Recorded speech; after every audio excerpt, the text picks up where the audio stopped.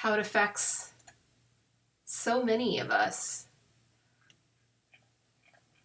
It's pretty incredible how many people's lives revolve around. Hi, Internet. Happy Monday.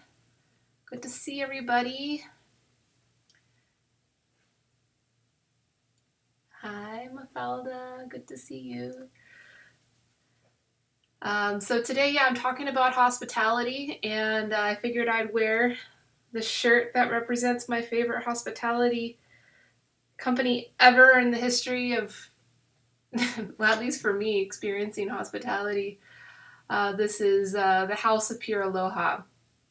And so I figured I'd go for the Hawaiian look, the tropical look on Instagram. But just a lot of conversations happening over this weekend and really over this whole week. Hi, Michelle. Aloha. Michelle, do you know this shirt? Do you know Hopa? Do you know the House of Pure Aloha? Uncle Clay out in Aina. He's pretty incredible. He is definitely a mentor of mine. And if I would have known I was going to be wearing this shirt and talking about Hopa. Oh, Michelle, please learn about Hopa. Learn about House of Pure Aloha. They have a location in Aina, in the Aina shopping center right next to the Foodland. They make shaved ice. So Uncle Clay was working a crack seed shop there for years and years and years, decades actually. And he's very famous in that area, especially among the children, because he's just 100% unadulterated pure aloha. And when you go there, you, of course, get some yummy treats to enjoy, but then you also get an enormous dose of aloha and, the spirit of community, the spirit of family. His his nephew actually graduated in entrepreneurship from USC and returned back home. This was back in 2011, I believe, 2010 or 2011. Came back home and helped Uncle Clay completely revamp his whole business, where they're no longer doing, the ices with the leaking powder and like the sugary syrups that you usually see with shaved ice. They started making all the shaved ice from local fruits and vegetables sourced from farms throughout Hawaii.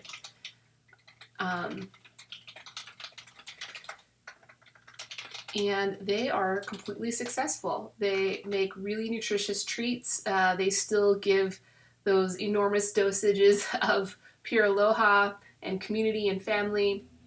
And actually, about 2 years ago, I believe they expanded to the Ala Moana Center. So, I know right now things are a little shaky there, but I think they are still doing like to-go orders, so you could definitely connect with them. So yeah, Michelle, you'll have to visit. It's an incredible experience. And today I'm talking about the experience of hospitality and the experience of going to a restaurant, because we can't evade this topic anymore. We can't evade the truth that the experience of dining is completely changed now. And, some can argue that it is because of this pandemic. If you read, articles about restaurants shutting down, you'll see the pandemic as the direct reason for shutting down. And some, other people are starting to write, and these are words coming from the restaurateurs themselves, or the chefs themselves, are starting to say, okay, so maybe the pandemic was the it was the light that sparked it all to happen, but the reality is that hospitality was not stable, the way it was before. And this is something I've been talking about throughout this entire pandemic in these live videos. Hi, Jim. Good to see you. Aloha. So the shirt, I'll show you guys. If you can see, it says Hopa Love. So that's like their slogan. Hopa stands for House of Pure Aloha, because that's the House of Aloha. You go there, eat some dank shave ice, and get some pure aloha from Uncle Clay. But this logo right here is actually like their secret handshake of sorts. So you make it with your hands like this. So that's actually what's on my shirt is this, and it's the House of Pure Aloha. If you can see it, do you see it? You see the roof? So here's the roof, and then the aloha is right below that. It's the House of Pure Aloha, right on my shirt. I love it. And how this is the secret handshake is that you make it with two I love yous in American Sign Language. This means I love you, and you put them together, and it makes it. But the real magic is, and unfortunately, I'm not going to get to feel that real magic right now, is that you can connect it and share it with others. So if you want to, you're welcome to make two I love you symbols, and we can connect them on our screen right there. And together we create so many more houses of pure aloha. Hope and love everywhere. It's incredible. I love it. So just a little explanation, and maybe a little further explanation about the word aloha. I'm sure everyone around the world has heard that word. It's such an exotic, beautiful word.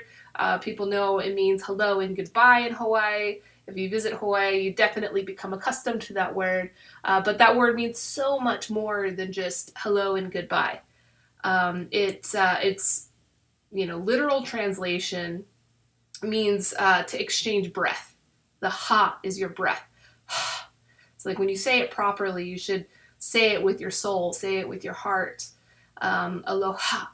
And so to exchange your breath is to like exchange your souls and connect your souls. And what's really incredible is when you're just casually saying hello and goodbye, even to a stranger, you're like saying, let's connect souls. Just another little great tidbit about aloha. There's so many other words around the world that embrace similar meaning. It's not just Hawaii that has that privilege of experiencing and living aloha. But you have words like namaste and even love, the word of love, if you really want to dig deep into what that word means to us as a society. Can mean so much more than just a greeting or just, I get really excited about aloha. So pure aloha, everybody. Much love to everybody. Back to the subject I was talking about the future of hospitality. And this was all stemmed from, several conversations that I've been having with clients of ours. So, Telet's business model is that we supply tea to businesses who are usually like the local tea leaders of the community. So they'll have a tea shop or a tea house themselves, and then they will supply wholesale to businesses, mostly restaurants, cafes. So the pandemic has definitely hit our business, and that's why you're seeing me on these videos, and you're seeing me trying to do more retail and more engagement directly with the community versus, conventionally what I would be doing to grow Telet is supporting these businesses that are distributing and supporting restaurants and cafes in their community. And so restaurants and cafes are not open, with the exception of certain communities throughout the U.S., including the one that I live in. So this is very relevant to me because a lot of these thoughts and ideas around, okay, restaurants are open, let's go eat. I'm a big eater. I have, a group of friends that we regularly dine together. And I myself am having to contemplate how excited really am I about going to dine out again? Am I in a hurry to do that? If I am, what restaurants am I going to prioritize to go to next? And how long is this going to last? What is the future of this experience going to be? So it's a lot of, you know, daunting questions. And then, you know, talking to my clients who are directly connected to these businesses that are either having to make the decision of not being able to open again, or making really hard decisions about how they're going to operate when they open again, um, has led to a lot of hard conversations. And I've talked about this in my live streams before, and, you know, have some pretty incredible friends who, you know, have come and shared their insights with us here through this medium, that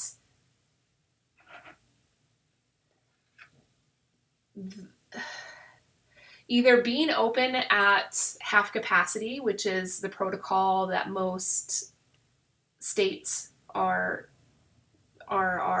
enforcing when they're reopening, or only being allowed to be open for pickup or delivery. Also, both those situations threatens the whole business model of hospitality, specifically fine dining. You know, so I'm talking here mostly about fine dining. I'm not talking about fast food. I'm not talking about um, uh, but, you know, like the majority of what has like kind of developed over the past decade as our restaurant experience is what they call uh, fine casual dining, or casual fine dining. So it's like elevated experiences. Like when you go to a restaurant, sit down at a restaurant and be served by someone, you're expecting that the chef is going to be using unique ingredients. They're going to be offering unique experiences to you, experiences that you may not have in your home usually. So this is like a special thing. But on top of all of this, because it's almost become a commodity experience, we also expect it to be affordable, because we're going to do it often. You know, before the pandemic happened, it was common. So this is just my story, my anecdote. I don't know your story. Some of my friends have very different stories than this as far as, my glasses fell off. It's really sunny here. I gotta keep them on. Have a different story of eating out almost every day, sometimes 2 times a day at different places. For me, I was eating out maybe like 3 to 4 times a week. And I felt like that was a lot. Over the past 3 months, I've only eaten out, I think, just 1 time, actually. So very drastic change for all of us. But prior to the pandemic, the experience of going out to eat, even fine dining, even if it's casual fine dining, was almost a commodity experience that we kind of expected to have regularly. We expected it to be valued at a price that would be accessible in our budgets. So what that left is a very unstable, unsustainable business model for these restaurants to operate within, which was relevant to me and my business and my client's business. And it was like what really kind of kept us up at night, prior to the pandemic, was that you had all of these incredible restaurants and these like foodie cities popping up all over the place, and none of them gave a damn about tea. And it just like made us so frustrated that there was so much value in the hospitality experience, yet very few of these restaurants really valued tea. And the reason was not because the chefs didn't see it. You know, I could have a chef or a mixologist or, you know, a famous bartender sit down, or a wine som sit down at my tea table, and they got it. First cup of tea they sipped, they got it. Where the issue wasn't that commodity mentality. That, you know, when they took that experience and they try to fit it into their business model, they're like, this is not going to work. First of all, where the heck are we going to find the time to train our servers to execute this elevated experience that we could actually make, you know, some type of sustainable profit from? And then the next thing was like our servers have such a high turnover rate. Um, if we train them one time, then we'd have to be training them all the time, and that's a huge problem.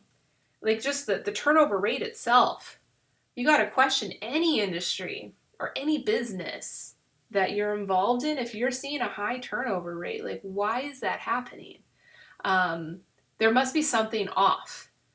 It could be a toxic work environment, but I mean, really, from my experience of what I heard, is like, even though that could have been like specific to like one example, because it was very common for toxic environments to exist in kitchens and restaurants.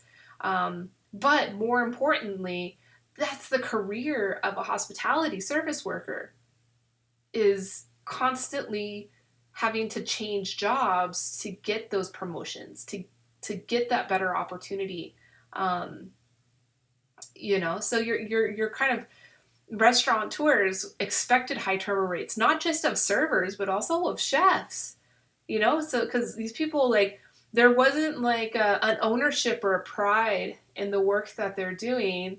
There was just this necessity to take care of themselves and take care of their future. So, not to say that there's any hard feelings. It's not, a competitive environment like that. It's just people looking out for themselves. And it means that the system as a whole was not supporting those people as individuals. And so, yeah, the system's broken. And it's been broken. And just recently, some articles have come out, and I did talk about the article before in the New York Times with the chef owner of, I'm forgetting. I never dined there, and I'm not personally familiar, but she's quite famous, and her restaurant's quite famous. And I mean, she was one of the first ones to come out and publicly say, I'm not planning on reopening, and I'm not just going to surrender my failure to this pandemic. This was a messed up system even before all this happened, and we need some change, right? And then I was talking with one of our clients who pretty much exclusively supplies restaurants. So they're a very popular brand. Shout out to JoJo T in Miami, Florida. He's been hustling it hard, found the opportunity to grow his brand through food service, through selling tea, mostly iced tea. So if you're living in Miami or have spent some time in Miami, I'm sure you've seen that brand on the iced tea dispensers. Because yeah, JoJo's done an incredible job of developing influence within the culinary scene of Miami, which is huge. It's a huge tourist destination, lots of different great food options there in the city. And so yeah, this is totally relevant for him.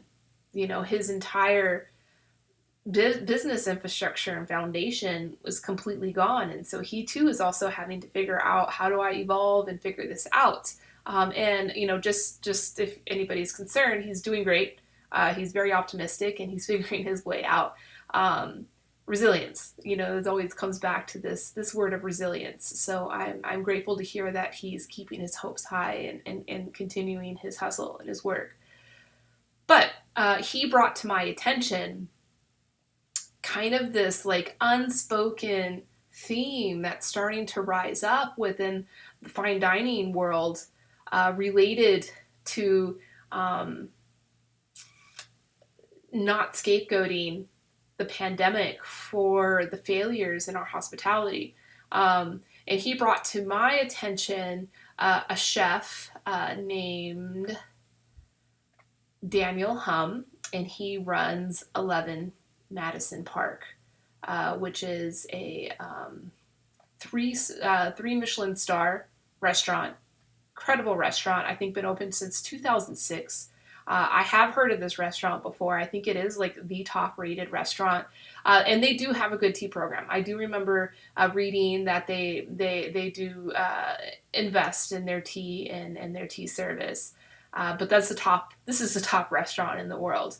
And so JoJo brought to my attention Daniel making a very public statement of saying this has got to change. And he's openly admitted that he has no intention of reopening his restaurant as he had it opened before. And in fact, he has completely flipped what he's doing out of this restaurant. And I'm not too sure what he did is the ultimate future. It's like this temporary solution, and it's incredible that he's made these sacrifices and making it work out for what he's doing. But just some back. Well, so what he's doing is he's converted his kitchen into a community kitchen, modeling it after like soup kitchens and after general like food security nonprofits, and he's cooking 3,000 meals a day that get distributed to frontline workers and other people in need and other food insecure communities. So this is incredible. Like just 3 months ago, this restaurant was exclusively serving the most elite and wealthy people in the world by reservation only, months in advance, prepaid in advance. Incredible too. So like to eat at this restaurant, you have to prepay months before you were even to dine there. And now he's distributing free food out. It's an incredible sacrifice that he's put up. It hasn't resolved the ultimate issue. So I think what he said, he had like some stories say he had close to 300 employees working for this restaurant, for this 11 Madison Park. And so he's actually had to furlough all of them, and now he's only hiring, I think, up to like 20 employees to produce these 3,000 meals a day because it's all he can afford. And these employees are only making minimum wage. So, is it really the solution? I don't know. I mean, it's an incredible solution for right now in this immediate time.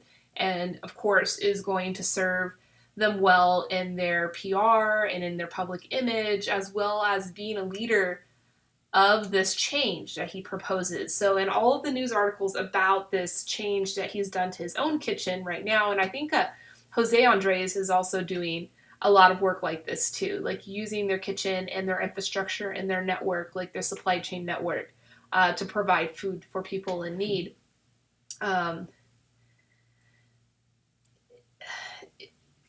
Even in all of the articles, he's like asking for support from the government to fund this, which is also like an immediate solution for now. And so, I think that's an incredible idea. And if the government, whichever government that is, does step up to help with it, I think that it's a noble thing. But in my opinion, it's not the ultimate solution. And in all of the articles and all of the interviews that the chef has done, he has stated that a change is needed. He says that this is just New York, their numbers. New York has 26,000 restaurants and 350,000 workers within those restaurants. So that's just New York. That's a huge market. I could take a little time to pull the numbers from the rest of the country, but I'm just looking at this article, and this is just New York. So if we just look at those numbers, that's enough to see that this industry, which, in another study, polling among chefs and restaurateurs in New York, they estimated that something like 70% of those 26,000 restaurants are not going to reopen or are not going to survive reopening once all of this goes back to normal. So I guess you can extrapolate out that 70% of 350,000 workers are not going to go back to work. That is huge. That is like really huge. But this is the thing though. Like they're not going to go back to a work that didn't really appreciate their value. And this is very similar to the thing that I've been saying for years about protecting indentured labor. Not to say that hospitality workers here in the United States are indentured. They're nowhere near indentured. But from some perspective, there is some relation. So before,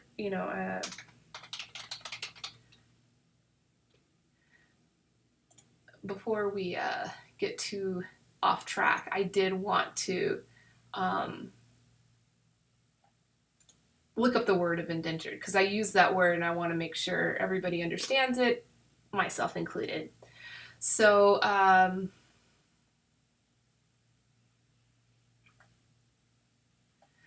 indentured, to bind someone such as an apprentice by or as if by indentures. Indentures as a noun is a document or a section of a document that is indented, a formal or official documented usually or document usually executed in two or more copies, a contract binding one person to work for another for a given period of time, often used in plural.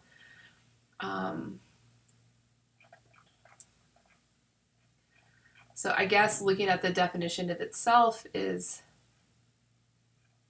kind of difficult. So where is indentured as an adjective?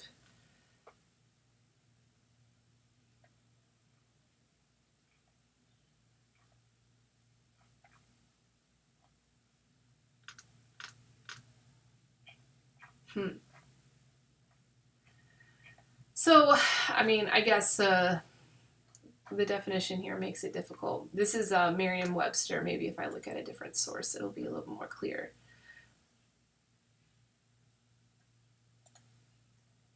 Indented is the core of the word. To set something as a line of a paragraph in from the margin, to notch the of, make jagged, to order by an indent, to divide as to produce sections with irregular edges. They'll be matched with, none of those words work. But basically is like the idea, okay, when the word indentured is attached to the word servants, then that meaning becomes a lot more clear in this sense. But I don't want to attach it to the word servants because indentured laborers, indentured workers cannot be servants. They could be salaried, paid workers. But to be indentured means that you're kind of locked in. You're kind of contracted in. Maybe not with a contract itself, but you're locked into that position. And so even if you're paid, and in some cases, like we're living in a big city like New York or San Francisco, where your cost of living is really high, even if you're getting paid $100,000 a year, you could still be indentured. Like, meaning that you have no ability for mobilization, you have no ability for getting out of that work. And that might be an extreme case because, of course, you could always, leave the city and go to a place with a lower cost of living, which is happening right here in Las Vegas. So many examples of people leaving the big cities to come here to kind of find a new path, which is incredible that, we have those privileges because there are a lot of places in the world like tea labor. When you're talking about indentured workers in tea labor, there literally is no place else for these guys to go. But in the context of the hospitality industry, I mean, these are intelligent, educated, skillful people that are adding incredible value to the economy, and they're in somewhat of an indentured position. Why protect that? Why protect those jobs versus how do we pave the new path forward? And so, long story short, the whole intent of why I wanted to talk about this today and bring it up today is that this is the opportunity for the new path, for this new economy. And I don't think that we should be afraid of doing it. And I think that now it's not just a couple of us crazies talking about it, because I've been talking about this stuff for years. But this is like the heavy hitters. These are the main players in the industry that are talking about it and saying change is needed. Unfortunately, I haven't seen to this time any sort of manifesto. What does that change look like? What's it going to feel like? What's the experience going to be like? There's just been like all the talk has been around the system was broken. The system was broken. So I think that we've hammered that nail in. We're good to go to move on from that and talk about what to do moving forward. And the work that we've been doing and our clients have been doing is more relevant than ever in the context of this conversation. Because, yeah, we've been trying to sell tea. We've been trying to sell this heightened experience, which in the commodity context was completely unnecessary. And so we've had those conversations. We've thought about the challenges of making change in that system, and how do you approach the managers, and how do you communicate with the managers to see through to those changes, because now is the time to execute those changes, because the managers are looking for the change. All in the past, when everything was like super bustling and super busy and super commodified, no one had time to think about change. They were so busy, producing this quantity, this like mass experience for everybody. And now we do have the time. And so, what I predict is going to happen is we will start opening up. Restaurants will try, because, there has been a small minority of restaurants that have like proactively said, we're not even going to try to open up. Most restaurants are optimistic that they'll figure it out. And I think that there's going to be a lot of pain that happens when we open back up and the economics don't work out. The only way the economics are going to work out like right away is if like restaurants like triple their prices right off the bat. And I don't know how, as consumers, if you're a consumer and watching this, how that makes you feel. Are you going to be excited to run back to the restaurant? To pay higher prices to support that system that we all love so much? Which, yes, we will. Or at least the ones that value it will. And that's all that matters. So if we focus on the segment of the market that's going to value that and support that and create the experiences and the value that they want, they're going to come. So the future of dining, the future of hospitality is going to be super high quality. It's going to be a really high quality, high value experience that we're going to look forward to and value. And there may be some that are privileged and that will prioritize that experience, where yes, they will continue to dine out 3 to 4 times or even more times a week. It's going to cost them a whole lot more money, but they're going to value that. But what's going to happen to the rest of us is, yeah, we're gonna value it more, but we're going to have to prioritize other things in our life and say, okay, this is a really special treat for myself. I am going to dine out maybe once a week or twice a week.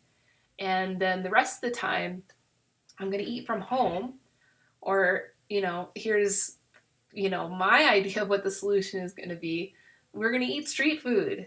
And that can be a whole other topic that I look forward to. And that could be considered dining. It definitely is hospitality. But it's more distributed. It's more accessible, and it's small business. I mean, talk about small business. So let me go get my hot water. I've got to make some tea. I've been talking too much. Ready for some tea.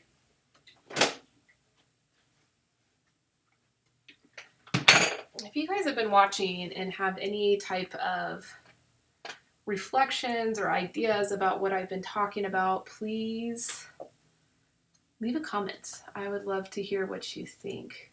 And actually, in just a little bit, hi Gabby, good to see you. Happy Monday. So today is Matcha Monday. I decided I'm going to have some matcha. Get this week going. I had an incredible weekend. It was actually really my first weekend totally off during this whole pandemic. So did a lot of relaxing. I did do a lot of exercising, so I wasn't completely lazy. Did a lot of running. Yesterday I went on a hike with a good friend and Bitcoin. We climbed a mountain and looked over the whole view of the city.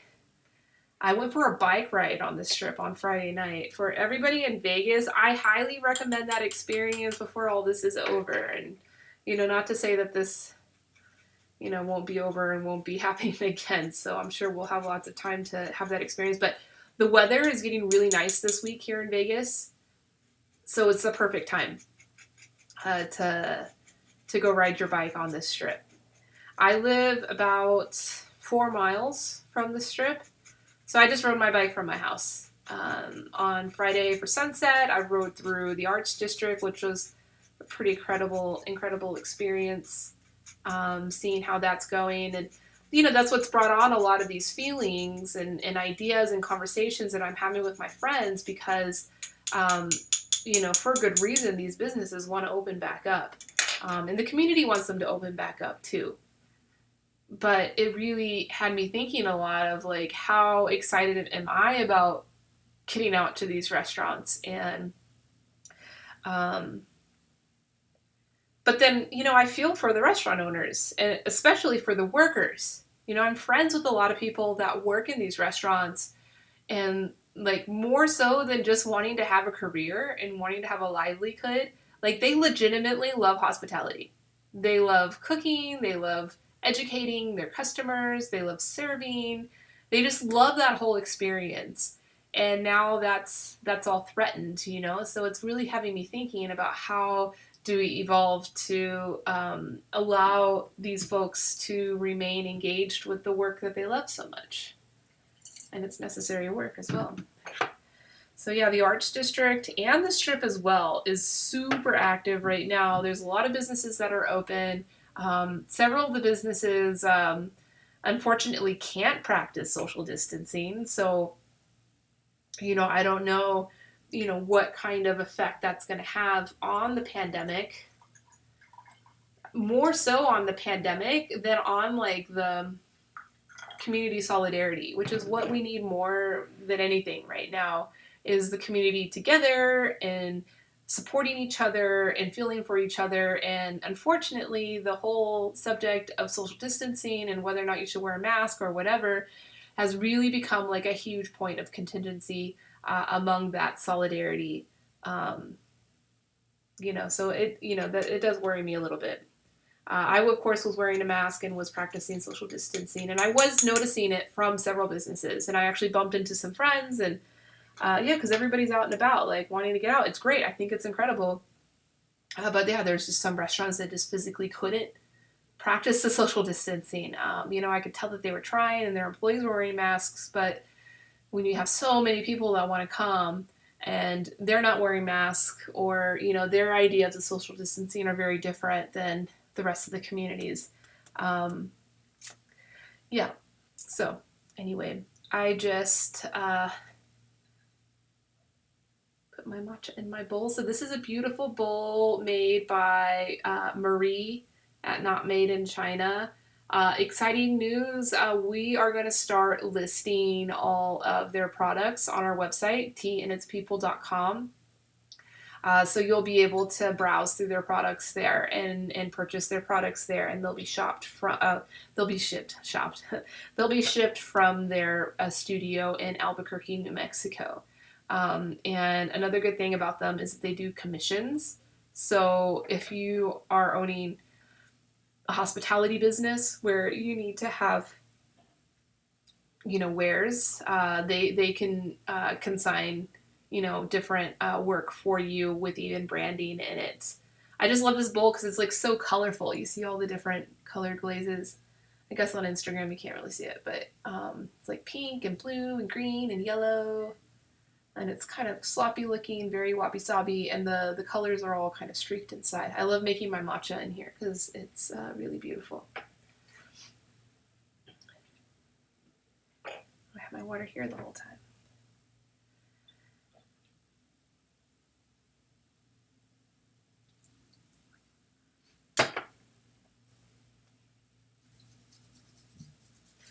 So yeah, the manifesto, or the path for us to follow. And I think that's really what people need. They just need to visualize the idea. We've all kind of swallowed the reality that things weren't working. Now we need to know, okay, how to move forward.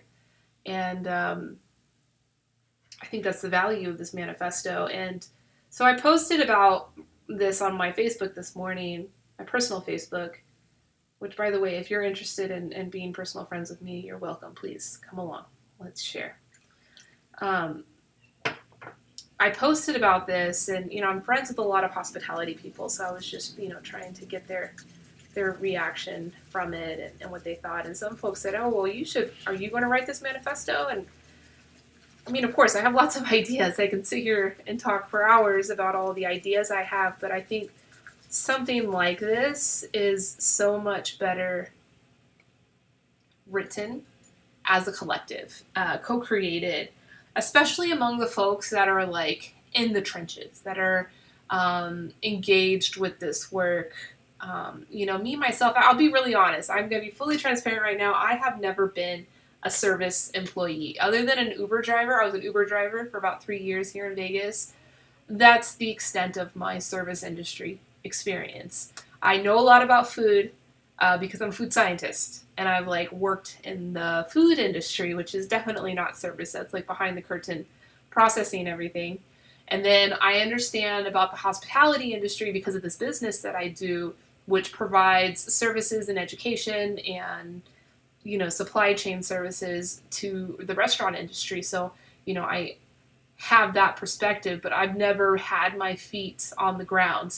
And I'll be the first one to admit that means that I really don't know anything in a relative way.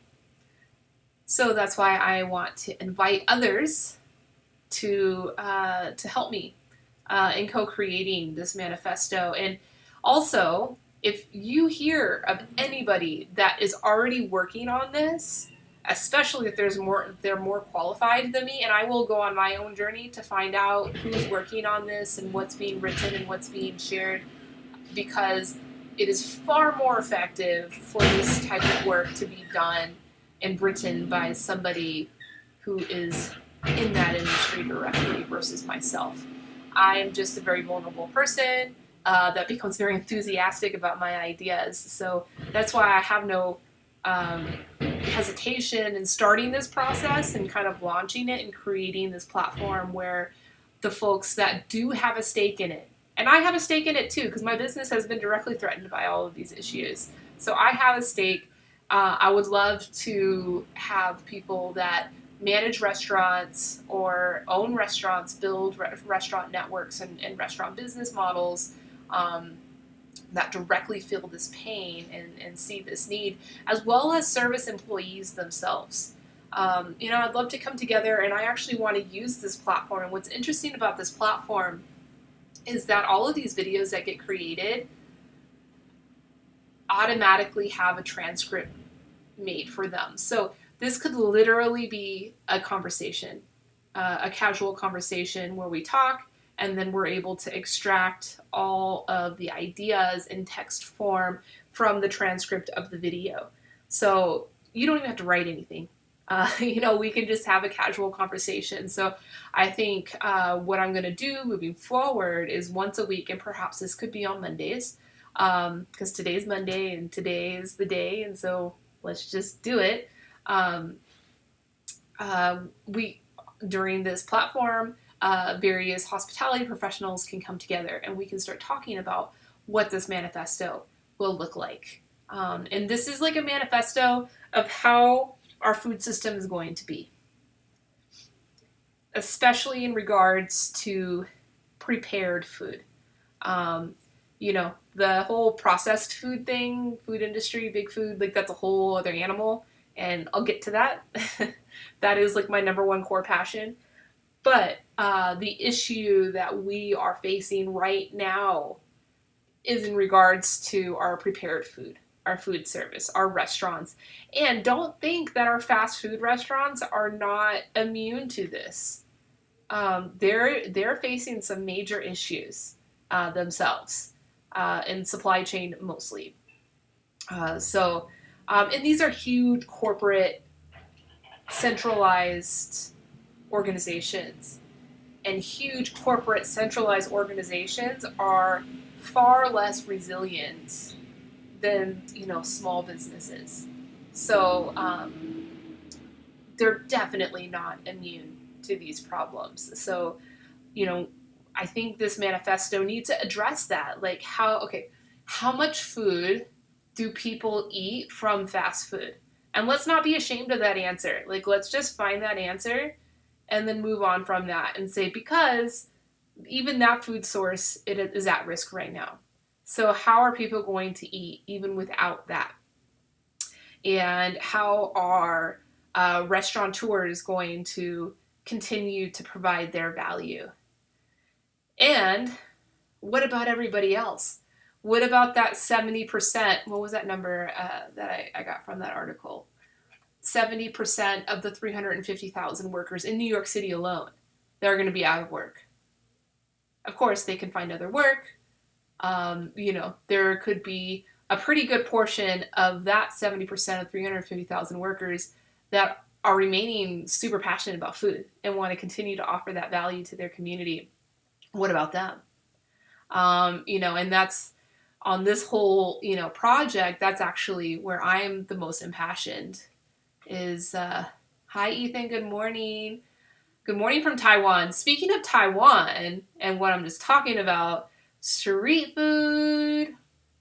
I gotta make like a street food dance. It's gonna become a thing. It'll be like a whole meme. Like, America has been so missing out on like the awesomeness of street food. So like I'm just like talking as a foodie. Like all of my favorite food experiences were all had like either on a street somewhere, like by someone's cart, just like scarfing down some like hot, freshly made yummy, or like in someone's home that just like casually, was just making something and not only was the food great, like when I paid them the money for the food, like I like was like, whoa, this is great. Like this guy's getting all of that money for, operating their business.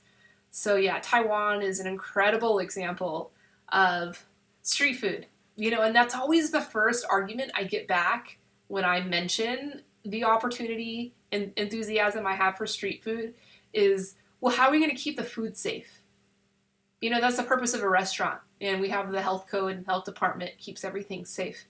I'm gonna dig in. I need it. Bon appetit, or what do we say? Itadakimasu, or cheers, or kampai. I don't know, all of it. So be prepared for my speech to like speed up like 3 times more. So if you thought I was talking fast before, I'm really gonna talk fast now.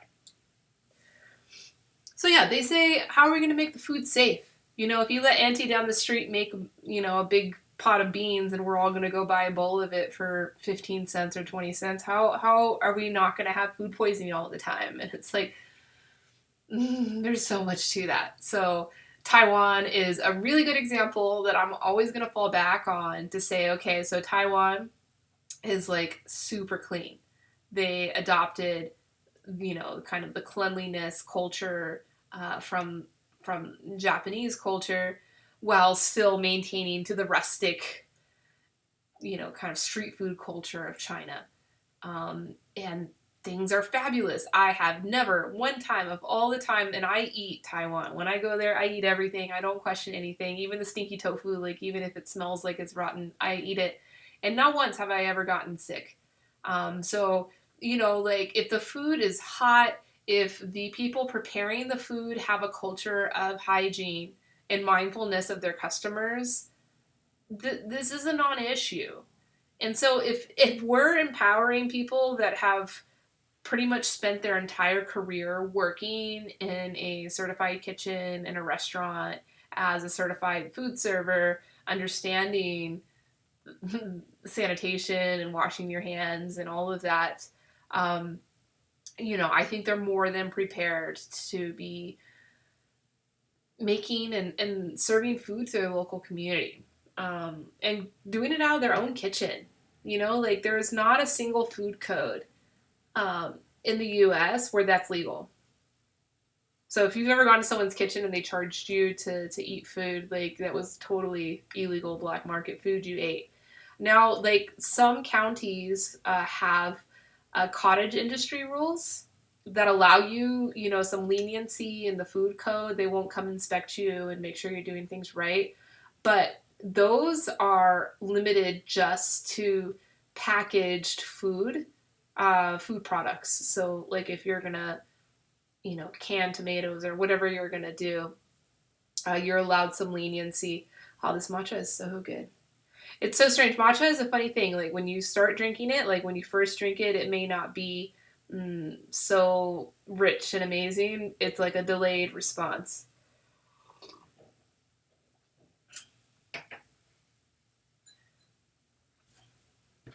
Yeah, so cottage industry only applies if you are preparing some food and packaging it to be sold to someone who's going to take it away and either further cook it or consume it later. If you are plating a hot meal that is going to be consumed on site, you have to have like a proper restaurant license, which is anybody who has ever worked in the food industry or in the hospitality industry knows that that is a huge barrier to entry. And even food trucks. So food trucks seem like an ideal solution. They're exciting, but those are even still very expensive to get involved in the business of and to execute. Because even with the food truck, you need to have a certified kitchen, like commissary kitchen, and then your truck itself also has to be certified to be sanitary, which is great. It's great that we're holding our businesses accountable for keeping a sanitary environment. But some of the protocols are just like way overkill and, could be executed in a much more efficient and accessible way. So I know my street food dream is a big one. But I think that that's probably going to be like the most important element of this whole manifesto is how to distribute the value of all of these displaced workers, which now they're not going to be workers anymore. They could be businesses themselves, they could be empowered and autonomous businesses that thrive on their own and create very unique value on their own. Would love to see that. So that is my goal. So I guess now I've kind of committed myself to every Monday I'm going to be doing this. So if you have been intrigued by anything that I've talked about today and want to join this conversation, please reach out to me. You can direct message through whatever platform you're seeing me on right now. You can email me info@tlet.com. You can give me a call. I'd love to chat with you on the phone and, kind of see where you would like to fit in this initiative. I'd love to involve others that have more influence and power than me. And of course, I'd love to give them the credit for it. Like, I just want to see this done. So I've even thought about this would be something incredible to offer to even like the James Beard Foundation to get involved with their influence. As I'm accustomed to, a lot of the established system is not down for change. So I am perfectly comfortable paving our own path and being a crusader for this movement. So I am volunteering myself to, lead this path and also humble myself when the time is ready too.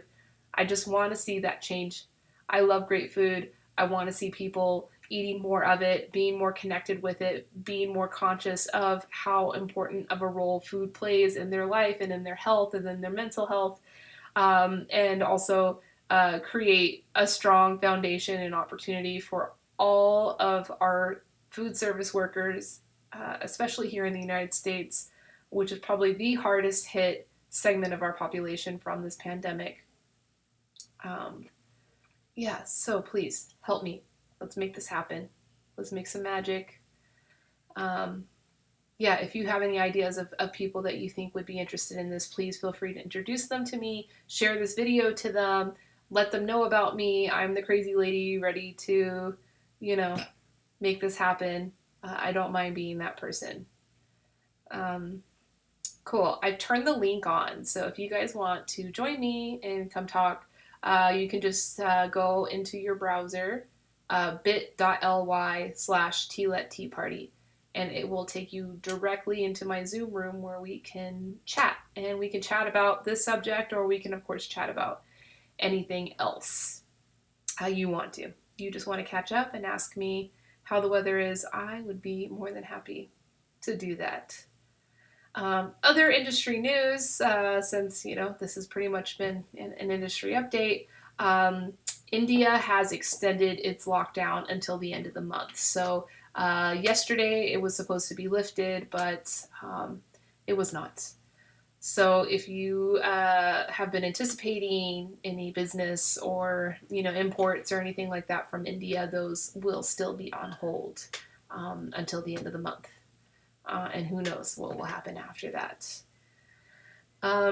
Another intention setting, two more actually, that I wanted to talk about today is Thursday, May 21st, is the very first official UN International Tea Day. So as far as what I read online about what is supposed to be happening on this day, it's very similar to the International Tea Day that we just celebrated a few months ago, where we're meant to acknowledge the workers of tea. So this is like the UN sponsoring this. The UN has announced this, so it's a pretty big deal. So I do plan on doing something really special and fun for you guys. I may or may not stream all day. I don't know. I haven't decided what I'm going to do for you guys, but I'm going to do something special, to give honor and respect to all the wonderful people of tea that I have the great honor and privilege to be connected with, to share with, and of course to share with you. And that was also a Tea Talks day. So I haven't confirmed with Sam what he wants to do on that day, but it will be an extra special day. So please be sure to reserve some time to spend with me and with our whole little tea posse on Thursday, which is the UN's first International Tea Day, May 21st. The second intention I want to set with you guys and let you guys know is a little unrelated, but I figured I've built this platform now, so I've got to use it and create some value for the world with it. This is related to something that I had started turning the wheels on from even before the pandemic. This was inspired by an article I saw written by an active duty military personnel that aired his grievances about the current state of the military and people that enlist for the military and dedicate their lives to the military. The first thing that they do when they swear in to this work is swear to protect the Constitution. Yet, in the current system, there is no type of Constitution education or discussions or, even like a culture building around that. So my intention before the pandemic was to provide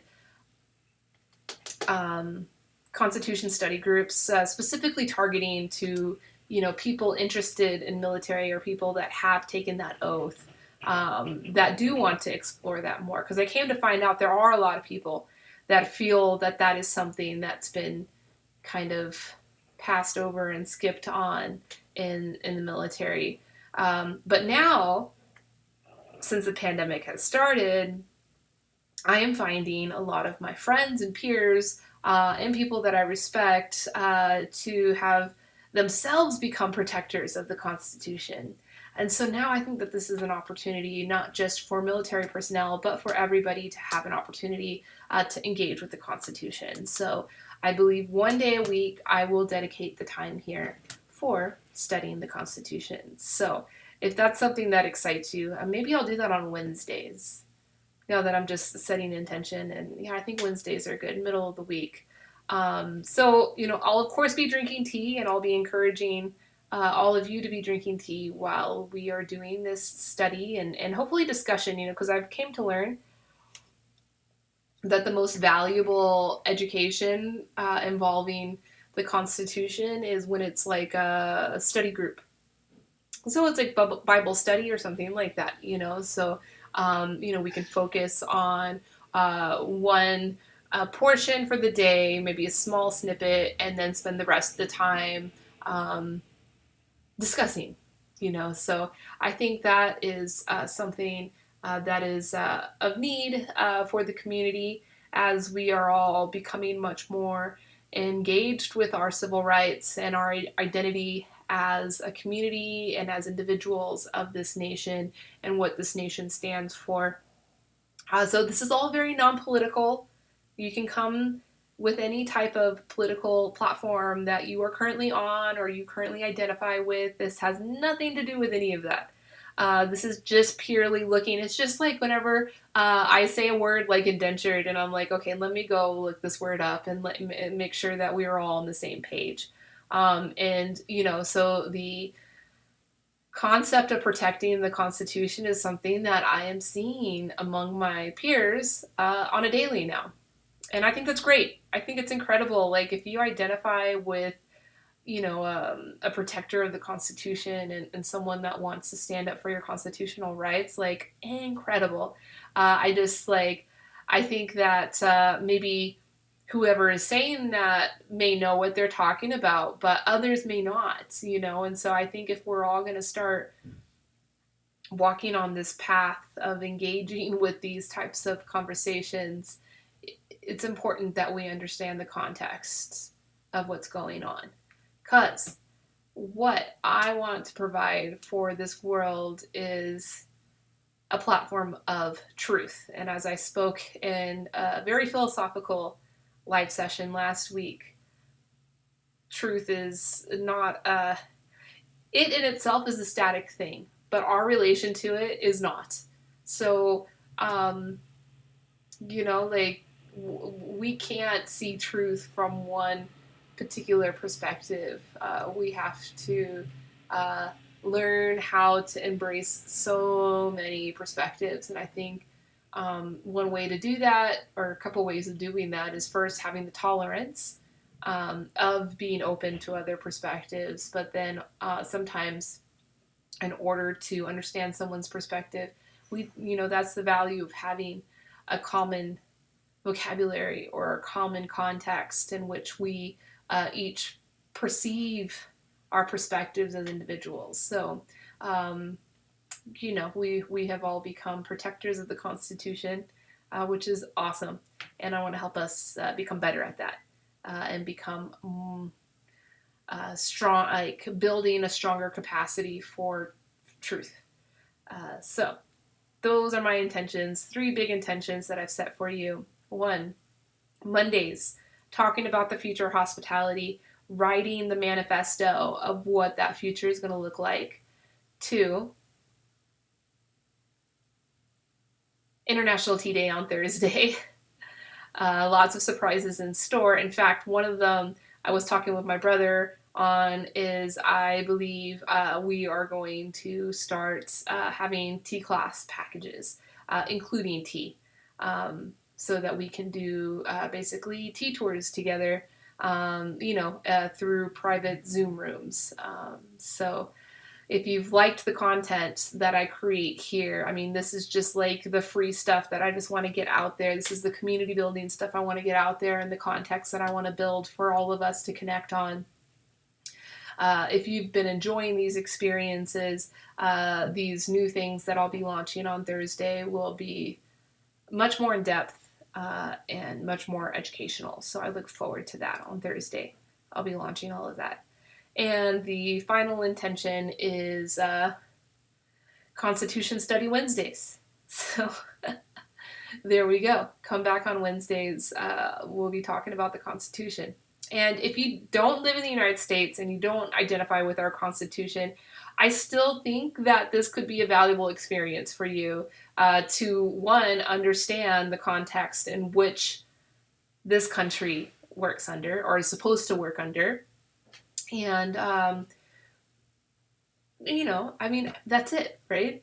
to understand the context of America and where we come from. And I think that this could be powerful even for ourselves as Americans to better understand our identity as a community in this world. So yes, even if you're not American, please join. Please discuss and ask questions and give your feedbacks, because this is for all of us to learn how to connect.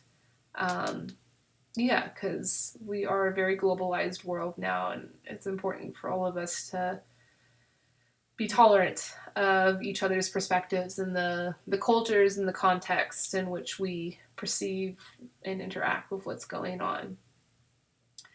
So, no one has joined this live experience, and I've pretty much exhausted what I wanted to talk about today. If you have any more questions, go ahead and throw them in. I will be more than happy to address them. I understand a lot of what I spoke on today was quite controversial, and for those that do work in hospitality or do own restaurants, could be a hard truth to swallow. But the faster we swallow it and move on and pave the path for the future, the better we'll be.